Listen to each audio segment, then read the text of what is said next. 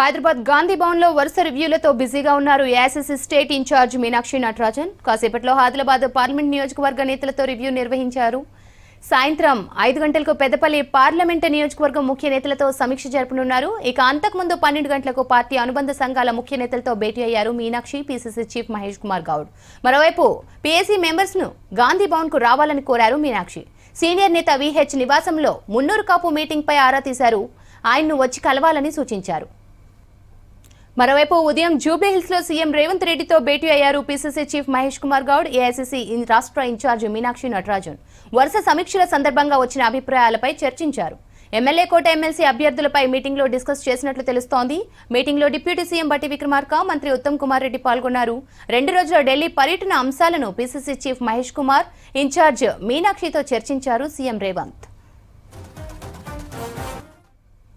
హైదరాబాద్ గాంధీ భవన్ లో వరుస రివ్యూలతో బిజీగా ఉన్నారు AICC state incharge Meenakshi Natarajan. కాసేపట్లో ఆదిలాబాద్ పార్లమెంటు నియోజకవర్గ నేతలతో రివ్యూ నిర్వహించనున్నారు మీనాక్షి.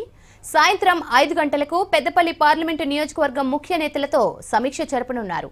ఇక అంతకుముందు 12 గంటలకు పార్టీ అనుబంధ సంఘాల ముఖ్య నేతలతో భేటీ అయ్యారు మీనాక్షి, పీసీసీ చీఫ్ మహేష్ కుమార్ గౌడ్. మరోవైపు పీఏసీ మెంబర్స్ ను గాంధీ భవన్ కు రావాలని కోరారు మీనాక్షి. సీనియర్ నేత విహెచ్ నివాసంలో మున్నూరు కాపు మీటింగ్ పై ఆరా తీశారు. ఆయన్ను వచ్చి కలవాలని సూచించారు మీనాక్షి. మరోవైపు ఉదయం జూబ్లీహిల్స్ లో సీఎం రేవంత్ రెడ్డితో భేటీ అయ్యారు PCC chief Mahesh Kumar Goud, AICC రాష్ట్ర ఇన్ఛార్జ్ మీనాక్షి నటరాజన్. వరుస సమీక్షల సందర్భంగా వచ్చిన అభిప్రాయాలపై చర్చించారు.